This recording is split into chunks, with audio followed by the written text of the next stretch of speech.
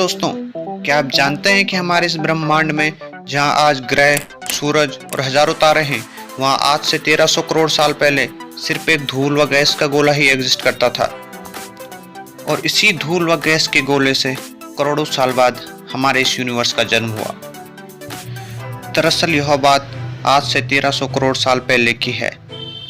उस समय पर यूनिवर्स का भी कोई अस्तित्व नहीं था, यानी कि यहाँ ना तो कोई ग्रह थे और ना ही सूरज। उस समय पूरे ब्रह्मांड में बस यही एक धूल व गैस का गोला एग्जिस्ट करता था, जिसे सोलर नेबुला कहते हैं। यह गोला हजारों सालों तक सिकुड़ता जाता है, जिससे इसके सेंटर में तापमान बढ़ने लग जाता है और फिर एक दिन इसमें बहुत बड़ा विस्फोट पैदा हो जाता है। इस विस्फोट के कारण सोलर नेबुला में जो गैस थी वह बहुत ही छोटे छोटे टुकड़ों जैसे कि इलेक्ट्रॉन, प्रोटॉन और न्यूट्रॉन में बदल जाती है और यहीं से नींव पड़ जाती है हमारे इस ब्रह्मांड की। इसके बाद कई हजार सालों बाद जब ब्रह्मांड ठंडा होने लगा तो ये कण मिलकर हाइड्रोजन व हीलियम जैसे तत्वों में बदल गए। फिर ग्रेविटी के कारण हाइड्रोजन व हीलियम सिकुड़कर बहुत ठोस हो गए, जिनसे फिर तारों का जन्म हुआ। ये जो हमें आसमान में हजारों तारे दिखाई देते हैं, ये पृथ्वी या अन्य ग्रहों की तरह किसी पदार्थ से नहीं बने हैं, बल्कि ये सिर्फ हाइड्रोजन व हीलियम के गैस के गोले हैं जो अपने अंदर ही रिएक्शन करके प्रकाश उत्पन्न करते हैं। ब्रह्मांड में कई हजार सालों तक बस यही प्रक्रिया चलती रही। यहाँ हजारों तारे बनते और ग्रेविटी के कारण आपस में टकराकर विस्फोट उत्पन्न करते। धीरे धीरे इनके विस्फोट से निकलने वाले हाइड्रोजन, हीलियम व अन्य गैसों से एक बहुत बड़ा स्थिर गोला बन गया। यह गोला भी केंद्र की ओर सिकुड़ रहा था, जिससे इसका सेंटर बहुत घना व गर्म हो गया, जिससे इसके केंद्र में अपने आप ही न्यूक्लियर फ्यूजन होने लगा।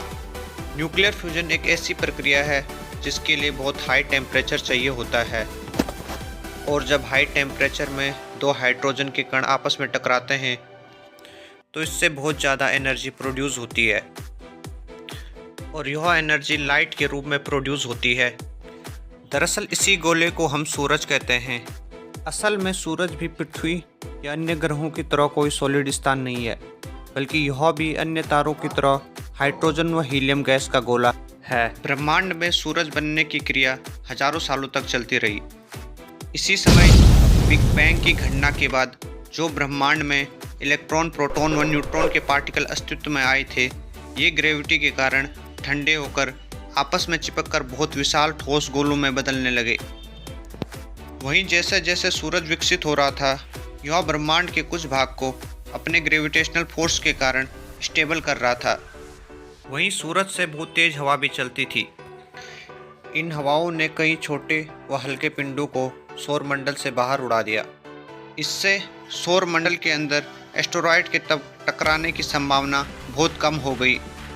वहीं जो सौर मंडल में बड़े एस्टेरॉयड थे, सूर्य से आने वाली हवा से उनके बाहरी परत पर मौजूद हजारों टन की मिट्टी भी उड़ गई, जिससे ये एस्टेरॉयड ठोस गोल शेप में आने लगे।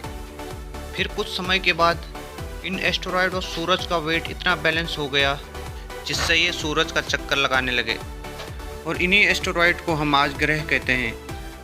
यही पूरी प्रक्रिया थी असल में ब्रह्मांड में ग्रहों के जन्म की।